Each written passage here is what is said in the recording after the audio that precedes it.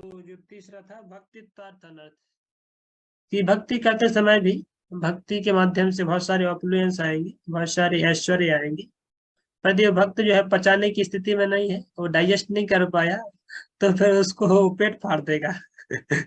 जो उसके भक्ति के द्वारा उसको जो मिला है एड्रेस, सम्मान, पूजा, प्रतिष्ठा, पैसा, फॉलोवर्स, वही सब उसका सम्मान, वही सब उसका पेट फाड़ के चले जाएंगे। तो इस साइड से प्रवेश किया, इस साइड से निकल के चला जाएगा, ऐसा हो जाता है। तो समझ रहे हैं ना। हमारे एक प्रभु जी बोलते हैं वो दान के नहीं,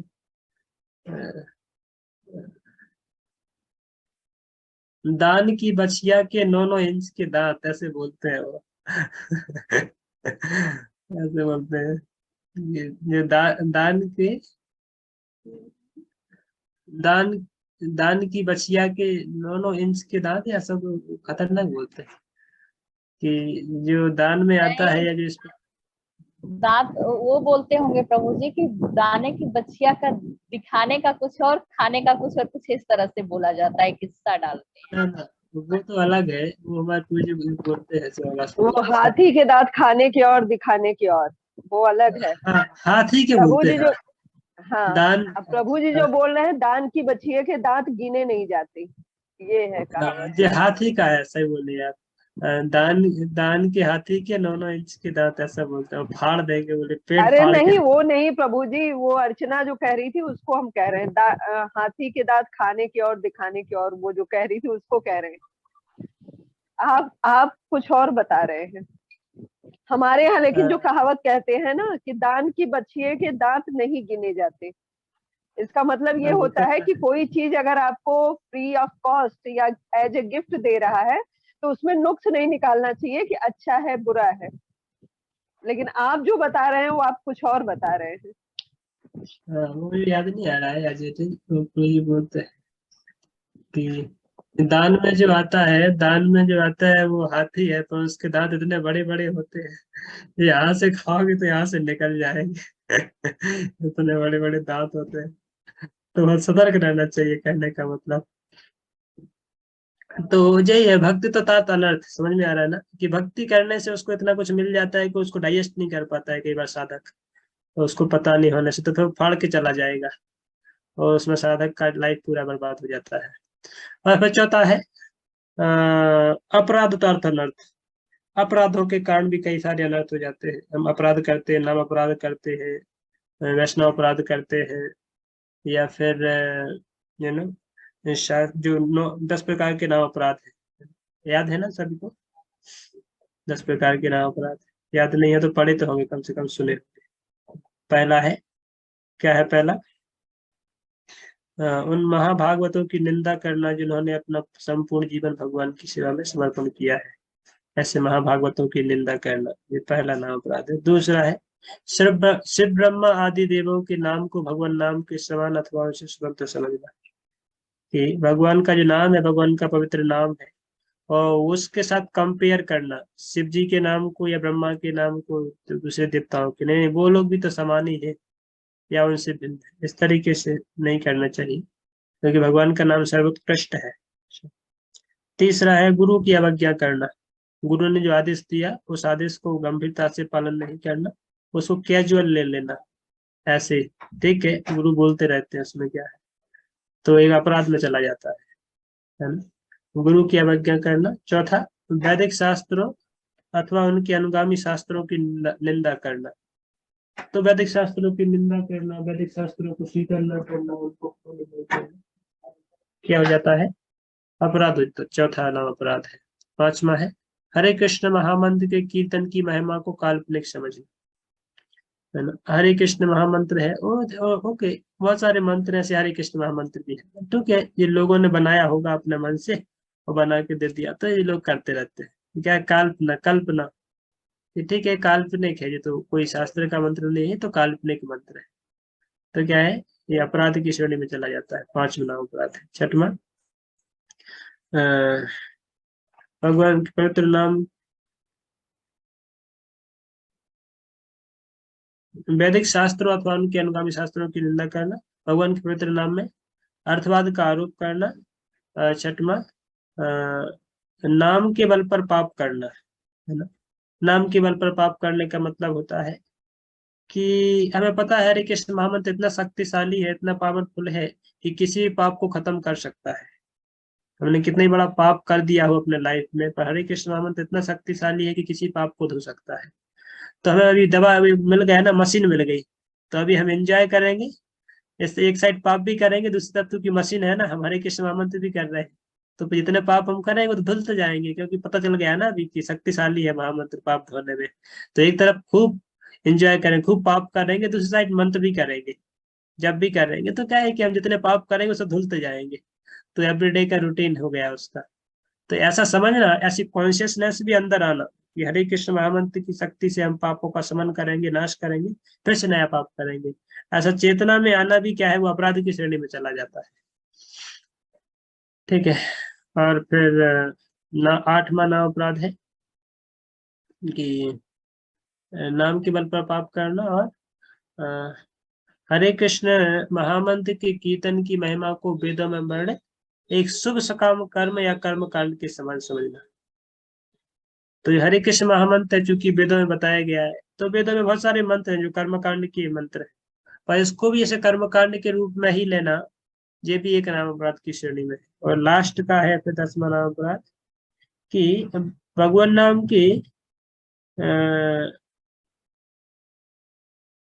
कीर्तन में पूर्ण विश्वास ना होना, भगवान के नाम के जप में पूर्ण विश्वास ना होना, और इसकी इतनी अगाध महिमा सुनने पर भी भौतिक आसक्ति बनाए रखना है। भगवान के नाम की इतनी महिमा सुनने के बाद भी, इतनी ग्लोरिफिकेशन सुनने के बाद भी, इतना नाम का महिमा सुनने के बाद भी भौतिक वस्तुओं में आसक्ति बनाए रखना। पता चला 3 साल हो गए भगवान का नाम सुनते सुनते सब, आज तक उसका प्याजला सुन नहीं छूट पा रहा है।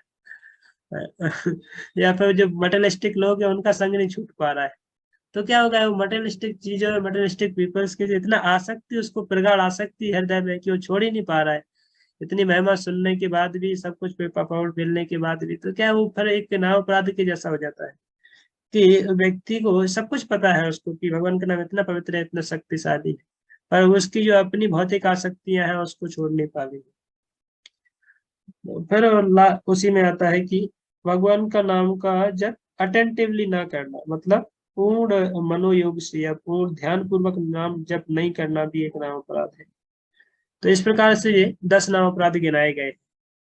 तो हम ये चर्चा कर रहे थे कि 4 प्रकार के जो अपराध हैं, ये 4 प्रकार के जो अपराध होते हैं, भक्तियुक्तार्थ अनर्थ, दुष्कृतार्थ एंड अपराधतार्थ और सुकृतार्थ। ये 4 प्रकार के जो अनर्थ है, उनमें से एक अनर्थ है जो कि अपराधतार्थ अनर्थ। अपराधतार्थ अनर्थ के अंदर इस 10 सब कैटेगरी, तो अपराध में 10 प्रकार के अपराध हो सकते हैं, तो एक पूरा लिस्ट दिया है। आगे आके यहाँ पे आएगा और फिर शब्द सिंधु में भी। मुझे लगता है काफी क्रिटिकल हो रहा होगा आप लोगों को, क्योंकि ये आप शब्द ही पहली बार सुन रहे हैं। या तो मैं बोर्ड पे समझाता तो आपको कुछ याद रह जाता, क्योंकि एक तो आपको नाम भी याद नहीं रह रहे होंगे, और दूसरा ये कहाँ से बोल रहे हैं, क्या की किताब भी नहीं है आपके सामने, तो ऊपर से चला गया होगा सारा में। फिर भी चिंता मत कीजिए, यदि ऊपर से चला गया है तो मैं इनको मैं फिर से पढ़ाऊंगा माधुरी कादम्बिनी में, या फिर भक्ति श्याम सिंधु में आगे आएगा, तो फिर उस समय आपको बोर्ड पर समझाऊंगा, तो फिर याद रह जाएगा। अभी जस्ट मैं बताया, वो चर्चा आई तो बताया कि क्या क्या है। बहुत डीप नहीं है भक्ति, मतलब बहुत गहराई से समझना है तत्व को। ठीक है, किसी को कोई प्रश्न है क्या अभी तक की इस चर्चा से? किसी को कोई प्रश्न यदि है तो पूछ सकते हैं, ताकि क्लियर हो जाए डाउट। नहीं है तो आगे बढ़ें।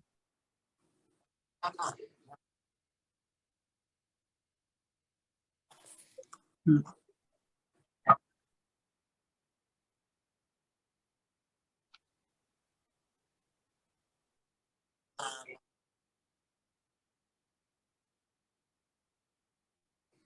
हम्म,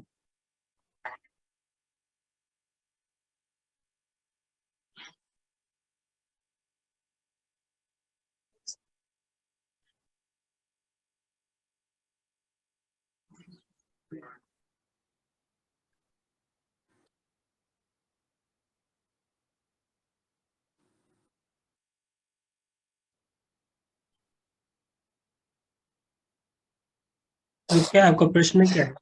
सब तो बता दिया।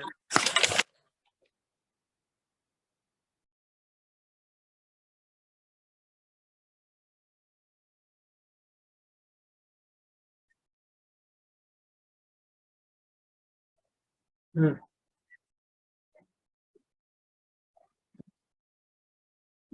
खंडन नहीं कर रहा है, बस तुझे बताई जा रही कि उसके समान समझना। जो क्या है, समान के स्तर पर लाके, चाहे देवी देवता की पूजा करो या भगवान की भक्ति करो, भगवान की सेवा करो, सब तो एक ही है। या फिर उसमें कोई वो थोड़ी है। तो क्या है, जो भक्त है, भक्त है तो भक्त के लिए ऐसा नहीं है कि देवी देवता उनके लिए सम्माननीय नहीं है, और साथ साथ में ऐसा भी नहीं कि देवी देवता उनको कृष्ण के ही समान है। समझ रहे हैं ना? तो वैष्णव है जो, उसका स्वामी एक है। जैसे कोई पतिव्रता स्त्री है, पतिव्रता स्त्री का पति एक होता है, पर परिवार में, समाज में लोग बहुत सारे होते हैं, तो उनको भी रिस्पेक्ट तो करती है ना वो। ऐसे नहीं कोई सबको गाली देती है और सबको लात मार के भगाते हैं, ऐसा नहीं होता है ना। सबको, सबके साथ एक उनका एक फॉर्मल संबंध रहता है, सबका सम्मान करते हैं। पर उनका जो पति के साथ उनका जो डीप रिलेशन है, पति की जो पूर्ण आज्ञाकारिणी है, वो तो केवल पति की ही रहती है ना। ऐसा नहीं कि वो दूसरे की भी हो जाएंगे, नहीं नहीं, तो हमारे ही हॉल्स लुक्स लाइक हमारे पति, so I can have relation like an पति। ऐसा नहीं होता है ना कि भाई ये पति के समान जैसे ही दिख रहे हैं तो हम उनको उतना ही करेंगे, ऐसा नहीं होता है। तो पति एक है और उनके साथ जो संबंध होता है वो यूनिक है। बाकी सम्मान सबका होता है, समाज में, परिवार में, जो भी है। इसी प्रकार से हमारे जो इष्ट देव हैं, वो हमारे इष्ट देव कृष्ण है। तो कृष्ण हमारे स्वामी है, इसलिए भगवान भी गीता में बोला ना, माम एकम। तो हमारा स्वामी ही बोल रहा है कि भाई तुम मुझे केवल मेरे पास रहो, इधर उधर मत जाओ करके। तो फिर वो क्या है, व्यभिचारिणी, मई चारणी हो गए ना। भक्ति चा व्यभिचारिणी, भगवान कृष्ण जब डिमांड करते हैं तो अव्यभिचारिणी भक्ति की डिमांड करते हैं, व्यभिचारिणी भक्ति की डिमांड नहीं करते हैं ना। अव्यभिचारिणी मतलब एक focused, focused devotional service. Krishna is the only my master. Krishna is the only my husband. Krishna is the only my uh, only everything. Everything is Krishna. That's it. अब वो देवी देवताओं की ऐसा नहीं कि उपासना नहीं जाके कर पा रहा है तो उससे देवी देवता असंतुष्ट हो जाएंगे या नाराज, ऐसा नहीं होता है। क्योंकि वो यदि कृष्ण के प्रति पूर्ण परायण है तो दूसरे जो देवी देवता है वो खुश होते हैं, ऐसा नहीं कोई नाराज हो जाते। वो कर पाए, उनको सम्मान कर पाए तो ठीक है, नहीं भी कर पाए तो उसमें कोई अलग से उसको अंडेवर करके जाके देवताओं की पूजा करने की कोई आवश्यकता नहीं रह जाती। That's the point. जैसे कोई पतिव्रता नारी है, तो यदि अपने पति को पूर्ण परायण रहे, पति की पूर्ण रूप से मनोयोग से सेवा करे, तो फिर दूसरे जो लोग हैं ऐसा नहीं कि उसके बारे में गलत सोचेंगे, देखो जी अपने पति के पास चिपकी रहती है, अपने पति के पास रहती है, उन्हीं की सेवा में 24 घंटे लगी रहती है, हम लोगों के साथ आके बात भी नहीं करती, ऐसा नहीं होता है ना। दूसरे सब लोगों को पता है कि भाई या she is so chaste, she is so well west, उनको पता है। तो फिर सब लोग उनको रिस्पेक्ट करते हैं, they give the respect to her, कि कितनी सुंदर और कितनी चैत्यवान स्त्री है, कि हमेशा अपने पति की सेवा में, उनके निर्देश को पालन करने में लगी रहती है। तो सब लोग उनको सम्मान करते हैं।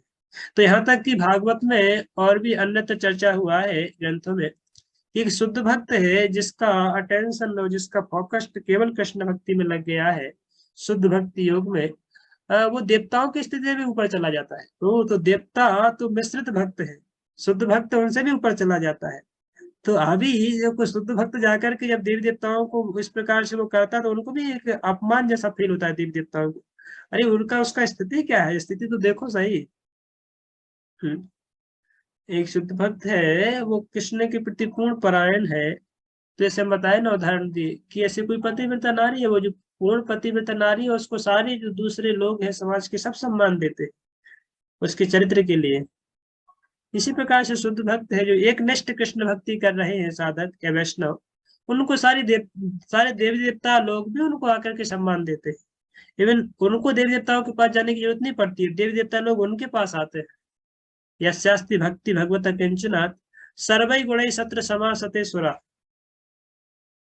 वही इस भागवतम का श्लोक है ना, कि जब कोई व्यक्ति या भक्त वैष्णव पूर्ण मनोयोग के साथ शुद्ध कृष्ण भक्ति करने में निपुण हो जाते हैं, तीव्रता से पकड़ लेते हैं, Krishna is the only my life and soul, ऐसे आप पकड़ लेते हैं तो उनके अंदर सारे के सारे देवताओं के गुण प्रकट हो जाते हैं।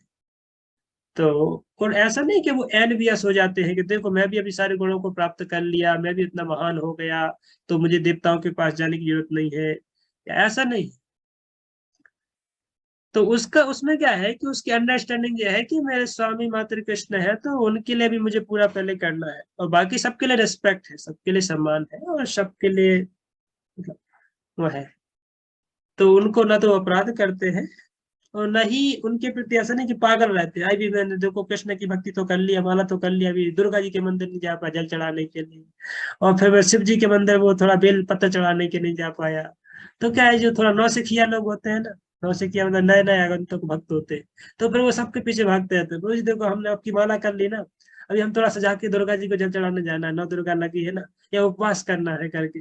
तो क्या है, उनका वहां पे भी इंक्लिनेशन रहता है, उनका वहां पे भी एक अटैचमेंट रहता है। तो पर जो शुद्ध भक्त है, उसको पता है कि कृष्ण के चरण कमलों में शरणागत होने से सब सिद्धि प्राप्त हो जाएगी, दैट्स इट। हमारे यहाँ पे एक कहावत है, हमारे पिताजी बोलते थे, एक के साधे सब सदे, सब साधे सब जाए। बुंदेलखंडी में ऐसे बोलते थे इसको, एक के साधे सब सदे, सब साधे सब जाए। कि एक को पकड़ लेने से, केवल कृष्ण के चरण कमल पकड़ने से सब सब जाते हैं। लोग भी संतुष्ट हो जाएंगे आपसे, देवता लोग भी संतुष्ट हो जाएंगे, सारे सारे जीव है संतुष्ट हो जाएंगे। और यदि आप एक को छोड़ दोगे, कृष्ण को छोड़ करके दुनिया के पीछे भागोगे, देवताओं को संतुष्ट करने के लिए, लोगों को संतुष्ट करने के, समाज को संतुष्ट करने के लिए, तो कोई भी संतुष्ट नहीं होने वाला। वो सब लास्ट में जाकर के आपके ऊपर अपना वो बरसाएंगे। नहीं, भागवत में भी श्लोक आता है ना, देवर्षि भूता नृणाम पितृणाम ना किंकरम नारणीम च राजम सर्वात्मनाय शरणम शरणम गतम मुकुंदे परिहर्त करतम। कि मुकुंदम, भगवान मुकुंद के प्रति शरणागत होने से उनके ऊपर जो ऋण है, या उनके ऊपर जो किए गए कुछ सुकृत, तो जैसे देवर्षि देवताओं के द्वारा, ऋषियों के द्वारा, भूत मतलब जो अन्य जीव है उनके द्वारा, भूता नृणाम मनुष्यों के द्वारा, पितृणाम पितरों के द्वारा, ऋणी, तो व्यक्ति जो है अपने जीवन में 5 प्रकार के लोगों का ऋणी रहता है। ऋणी ऋण समझते हैं ना इनका, देवताओं का, ऋषियों का, अन्य मनुष्यों का, और अन्य जीवों का, और लास्ट में पितरों का। तो ये 5 प्रकार के ऋण हर व्यक्ति के ऊपर रहते हैं। और भागवतम बोलते हैं सर्वात्मना यो शरणम शरणन्यम। जो सर्वात्मना है भगवान श्री कृष्ण, जो सबकी आत्मा है या सबको आश्रय देने वाले भगवान है, यदि कोई उनके प्रति शरणागत हो जाता है एक बार, तो उसके ऊपर जो ऋण है ना, सारे के सारे ऋणों से वो पूर्ण हो जाता है, सारे के सारे ऋणों से मुक्त हो जाता है, क्योंकि उसने भगवान मुकुंद जो कि मुक्ति को प्रदान करने वाले हैं, उन भगवान की शरण ग्रहण की है पूर्ण मनोयोग से। ऐसा व्यक्ति को, उसको कोई चिंता करने की आवश्यकता नहीं कि मेरे पितरों का क्या होगा, मेरे माता पिता को गया में स्नान कराने नहीं गया तो क्या होगा, या फिर मैं अपने पितरों को पिंडदान नहीं दे पाया तो क्या होगा, या फिर मैं सामान्य लोगों की सेवा नहीं कर पाया, माता पिता के आदेश को नहीं कर पाया, मतलब लिया कंसिडरेशन ना जो समाज में होते हैं। या फिर देवी देवताओं की पूजा नहीं कर पाए तो क्या होगा, वो देवी लोग असंतुष्ट हो जाएंगे। ऐसा नहीं होता है, क्योंकि वो सारे के सारे ऋणों से ऑलरेडी मुक्त हो जाता है, क्योंकि भगवान कृष्ण जो कि सबके स्वामी है, उनकी शरण में जाने वाले से। राइट।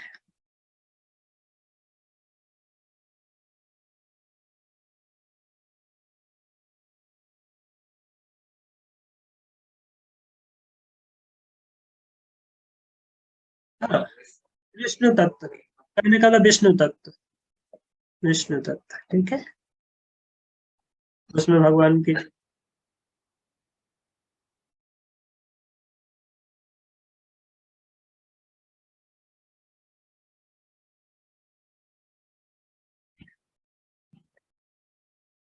हाँ, भगवान के जो देखिए उसमें भी थोड़ा सा डिफरेंस तो है, पर वो डिफरेंस ऐसा नहीं कि कोई अपराध की श्रेणी में आएगा या फिर वो भगवान नहीं है, ऐसा नहीं है।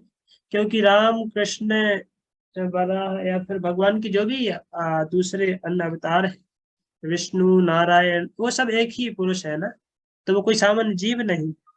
या कोई देवी देवता नहीं। तो उनका चूंकि उनको शरणागति तो रहता ही है, पर जो एक के प्रति उनका विशेष लगाव रहता है, जो इष्ट देव है। जैसे जैसे चार संप्रदाय है ना, तो चार संप्रदाय में उनकी जो पर्सोनिफाइड डीटीज है उनके प्रति उनका एक विशेष लगाव रहता है। या फिर जैसे हम वो हनुमान, या तो जैसे अलग अलग रस है ना, तो अलग अलग रस के हिसाब से भी कॉम्बिनेशन बनते हैं। जो माधुरी रस का भक्त है उसको माधुरी रस में ही मजा आएगा। आप उसको बोलोगे नहीं नहीं नारायण भी तो सेम ही है, इवन तो सेम है, शास्त्र की दृष्टि से सब दृष्टि से सेम है, कोई अंतर नहीं। पर फिर भी उसका जो रस है उसको वो कृष्ण के साथ ही मिलता है। तो उसको पता है कि नारायण और कृष्ण एक ही व्यक्ति है, कोई अलग अलग नहीं है। नारायण या कृष्ण दोनों एक ही है, पर उसका जो इंक्लिनेशन है प्रेम का, वो केवल कृष्ण के प्रति ही जाएगा। या जो नारायण का भक्त है, जो नारायण का सेवक है, तो वो ऑटोमेटिक उसका झुकाव वहीं पे होगा। उसको कृष्ण को सामने लाओगे तो फिर वो, ऐसा नहीं कि उसको पता नहीं है कि कृष्ण भगवान है करके, पर उसका झुकाव है वो वहीं पे होगा, कहने का मतलब। राम का है तो, पर इसमें कोई समस्या नहीं है। यदि कोई कृष्ण की भक्ति कर रहा है और कृष्ण के साथ साथ में भक्ति करके भी उतनी तीव्रता से राम की भक्ति कर रहा है, नारायण की भक्ति कर रहा है, तो उसमें कोई समस्या नहीं, वो अव्यभिचारिणी ही भक्ति में गिना जाएगा। पर ऐसा कभी होता नहीं है, ऐसा कभी होता नहीं है। अब किसी भी भक्त को, किसी भी साधक जो कि उत्तम स्तर पर जो पहुंचे हैं, उनके लाइफ में देखेंगे तो उनके कोई एक वो होते हैं डीटी, एक वो होते हैं पर्सोनिफाइड डीटी, वो उन्हीं के प्रति पूर्ण शरणागत होते हैं। जैसे अर्जुन का है तो अर्जुन कृष्ण को ही अपना सर्वस्व दे दिए हैं, और राम के पास नहीं जाते हैं या नारायण के पास जाते नहीं है, उनको पता है। या हनुमान जी है तो वो राम को अपना जीवन समर्पण कर चुके हैं, तो वो ऐसा नहीं कृष्ण को ढूंढते हैं, चलो कृष्ण को भी थोड़ा एक महीना सेवा करके आते हैं, राम की तो पूरी जिंदगी से कर रहे हैं। ऐसा नहीं होता। तो क्या है, वो वहां पे कंप्लीटनेस है, उसी में वो कंप्लीटनेस फील करते हैं। Okay bro.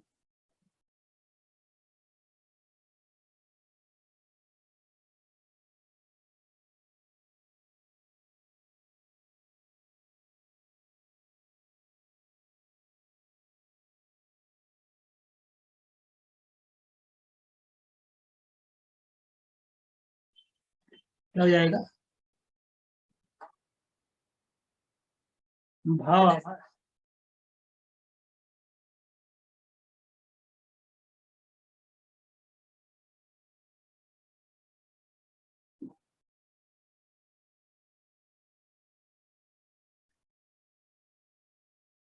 मैं वही बोल रहा हूँ ना कि यहाँ पे क्या है कि उसमें वो व्यक्ति का एक कंप्लीटनेस, उसको कंप्लीट रस मिल रहा है ना वहां पे। तो इसको उसे कभी लगता ही नहीं कि मुझे यहाँ पे अभी नारायण की सेवा छोड़ करके राम की सेवा में जाना है, या जो राम का सेवा के वो राम की सेवा छोड़ करके कृष्ण की सेवा में जाना है। ऐसे हम सोचते हैं डाइवर्स डिवोर्स कर लेते हैं। तो ऐसा कुछ होता नहीं आते अपने जगत में, क्योंकि हर एक व्यक्ति अपनी अपनी पोजीशन में, हर एक भक्त उसको फिक्स्ड है और वहीं पर उसको पूर्ण रस की प्राप्ति हो रही है। चाहे वो दास्य में है, चाहे शक में है, चाहे वात्सल्य में है या माधुरी में है, तो उनको सबको अपने अपने स्थान पे भगवान उनको वहीं पे एकदम संतुष्टि के साथ आनंद दे रहे हैं। तो उसमें कोई नामाभास या अपराध की ऐसी कोई संभावना है रहती ही नहीं।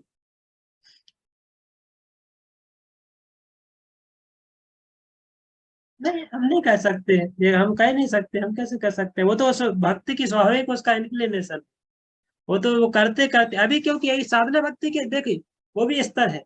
ये सब जो इंटरमीडिएट जो चेंजिंग होते हैं, चेंजेस होते हैं, वो केवल साधना भक्ति के स्तर पर होंगे।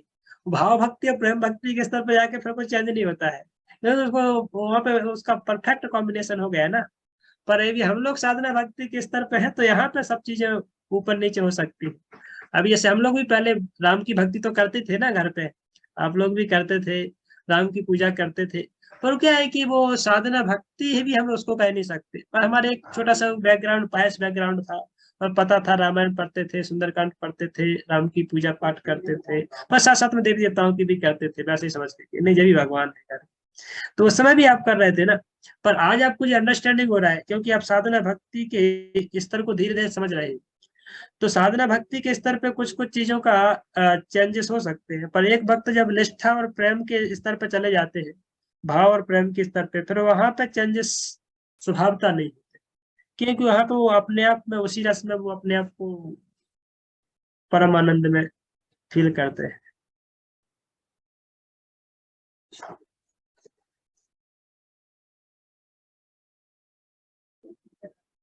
ठीक है। बाकी लोगों को तो परम आनंद में चलेगा, क्या चल रहा है आज। नहीं, अच्छी चर्चा थी प्रभु जी। चलिए, समझ आया तो प्रभु जी अच्छा। मुझे एक चीज बताइए, जैसे कि शिव जी हैं, तो शिव जी भी भगवान अपना फॉर्म चेंज करके ही शिव जी के रूप में आते हैं, तो क्या शिव जी मुक्ति नहीं दे सकते? या कोई शिव जी की भक्ति कर रहा है नारायण या कृष्ण की जगह, तो क्या ये सही नहीं होगा? मैं वही बोल रहा था कि जो दूसरा नाम अपराध है वहां पे इसकी गंभीर चर्चा हुई है, और इवन तो इसकी चर्चा चेतन चरितामृत में भी काफी डिटेल में हुई है। हम मूल तत्व का चर्चा कर रहे थे और आगे भी चर्चा हुई। और अपना जो हरिनाम चिंतामणि है वहां पे भी काफी हद तक इसकी चर्चा हुई है। तो उसमें एक है माता जी की, अ, जैसे हम जब बोलते हैं कि भगवान स्वयं ही शिव जी के रूप में आते हैं करके, हम जब बोलते हैं कि भगवान स्वयं ही शिव जी के रूप में यहाँ पे आते हैं प्रकृति के गुणों को मेंटेन करने के लिए, तमोगुण को मेंटेन करने के लिए, दुर्गा के साथ संग करते हैं, तो है कि वही भगवान है, पर चूंकि यहाँ पे गुणों के साथ संपर्क कर रहे हैं ना, गुणों के साथ संपर्क कर रहे हैं, तो हम उनको एज इट इज वही पर्सनालिटी के रूप में नहीं फील करते, देखते, क्योंकि शास्त्र का मत है कि भाई जैसे दूध है, दूध को आपने एक बार दही में कन्वर्ट कर दिया, अभी आप उसको दूध नहीं कह सकते। हिरन तथा कोई विशेष विकार योग आते हैं, तो आपने उसको एक बार यदि उस स्थिति से ला करके दूसरी स्थिति में डाल दिया, फिर आप उसको स्वयं व्यक्ति नहीं कह सकते। माइक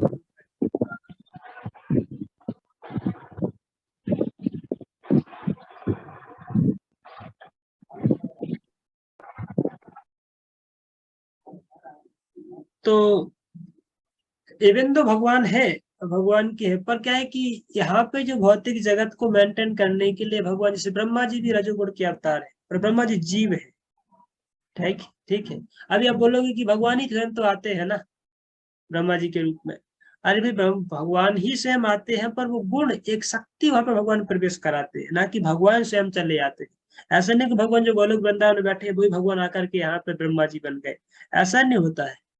तो यहाँ पे प्रकृति के तीन गुण है, प्रकृति को चलाने के लिए, इसको मेंटेन करने के लिए, नाश करने के लिए एक विशेष स्वरूप की आवश्यकता है, इसलिए भगवान एक अपना अंश उसमें भेजते हैं। जैसे ब्रह्मा जी जीव है, पर भगवान का एक शक्तियावेश अंश बोल सकते हैं, या शक्ति का अंश उनमें रहता है, वो उसी प्रकार से एक्ट करते हैं, उनके पास वो पावर रहता है, उनके पास वो शक्ति रहता है कि उतना वो कर सकते हैं। तो किसी विशेष जीव को ही भगवान वो शक्ति देते हैं, ऐसी हर किसी जीव को नहीं देते। ये बहुत उन्नत जीव है उनको ही वो शक्ति का एक अंश प्रदान करते हैं। आ, आ, तो भगवान गुणों को मेंटेन करने के लिए, रजोगुण है, रजोगुण में आने के लिए, अब क्या बोलोगे कि अब भगवान जब रजोगुण में आते हैं तो भगवान रजोगुणी हो जाते हैं, ऐसा नहीं। भगवान कभी रजोगुणी तमोगुणी सतोगुणी होते नहीं, भगवान गुणों के चक्कर में फंसते ही नहीं, भगवान हर गुण से परे है। मैं तीन गुण है प्रकृति सबसे परे, भगवान विशुद्ध सत्य में है ना, सच्चिदानंद चिदात्मनि। तो भगवान इन गुणों के साथ एक्चुअली कांटेक्ट करते ही नहीं है। जो भगवान है, कृष्ण स्वयं या नारायण है, वो कभी भी जाकर के प्रकृति के गुणों के साथ संपर्क करते नहीं, इवन माया देवी के साथ भी संपर्क करते नहीं। क्यों? क्योंकि विशुद्ध सत्य में है ना, विशुद्ध सत्य में होकर के वो यहाँ पे प्रकृति के गुण इनके साथ संपर्क नहीं करते। तो इसलिए जब उनको संपर्क करना होता है कोई विशेष कार्य से, तो भगवान अपनी शक्ति, हम बोल सकते हैं, या कि दूसरे जैसे भगवान के तीन प्रकार के होते हैं, गीता में भी चर्चा की गई ना। भगवान स्वयं का एक भगवान का प्राकटीकरण, जो कि स्वयं साक्षात कृष्ण है ना, वो हम पर बोलते हैं कि एक दीप दो दीप, जो क्या कौन सा श्लोक है, दीपार्चिरे था, दीपार्चिरे शांतरमपेत्य दीपायते नहीं विविध हेतु समान धर्म, है ना, विविध हेतु समान धर्म।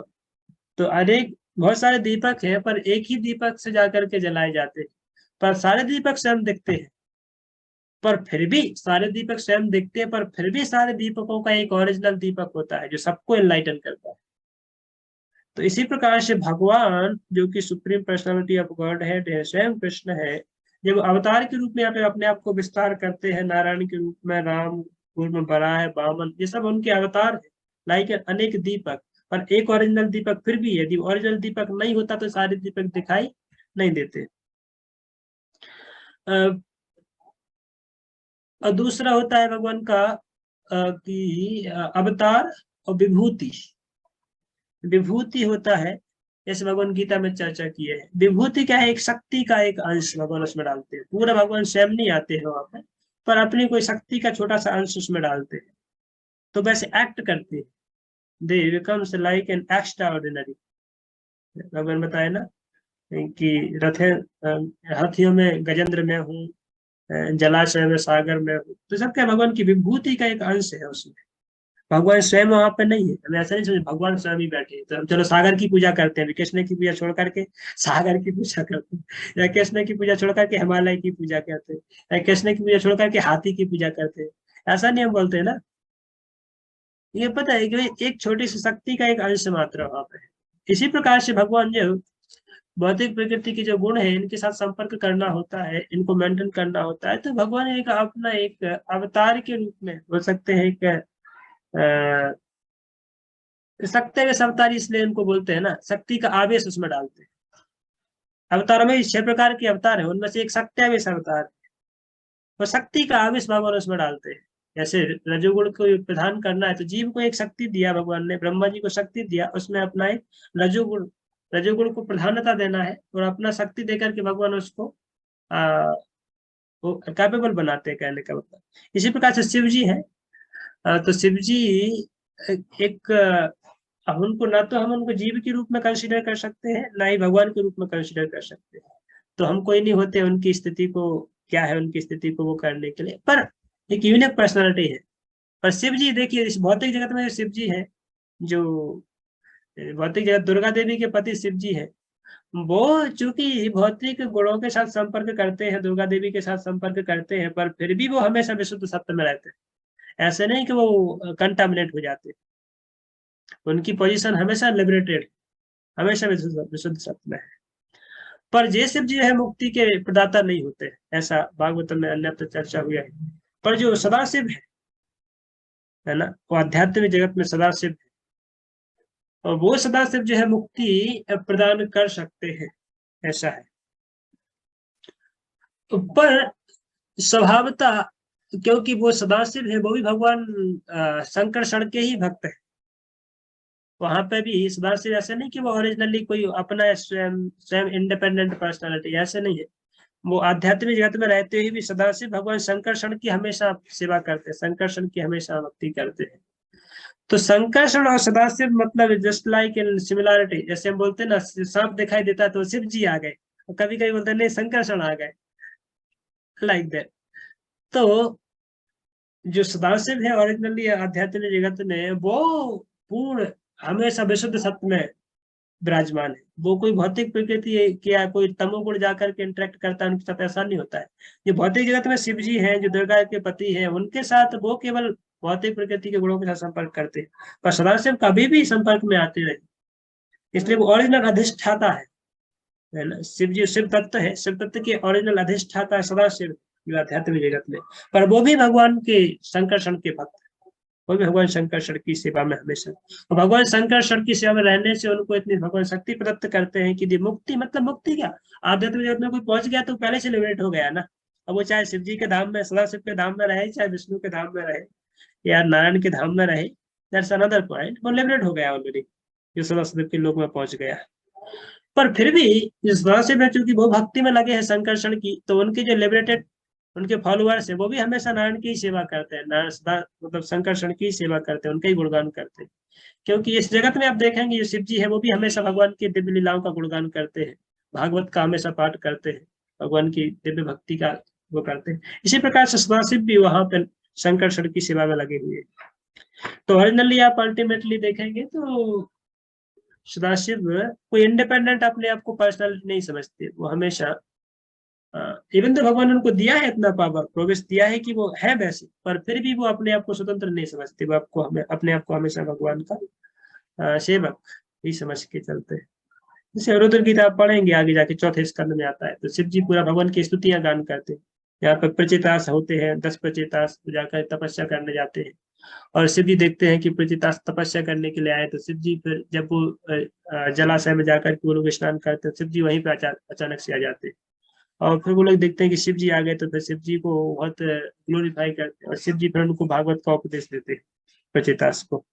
तो उसको रुद्र गीता बोलते हैं, चौथे स्कंद में आता है। शिव जी बहुत अच्छी तरह से ग्लोरीफाई करते हैं कि हु इज द गॉड, भगवान कौन है, भगवान की सर्वोत्तम स्थिति क्या है, भगवान क्या है। बहुत सुंदर स्तुतियां है शिव जी के द्वारा गाई गई भगवान के प्रति।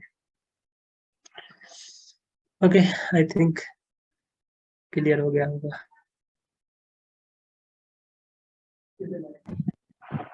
जी प्रभु जी। और क्या, 2 मिनट बचे।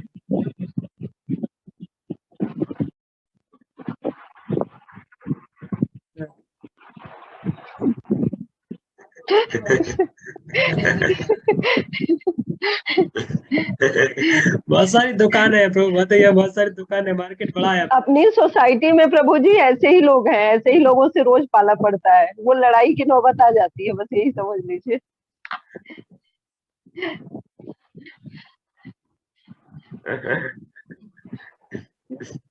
हरी हर, एक मायापुर में एक टेम्पल है, मायापुर में एक टेम्पल है। हाँ?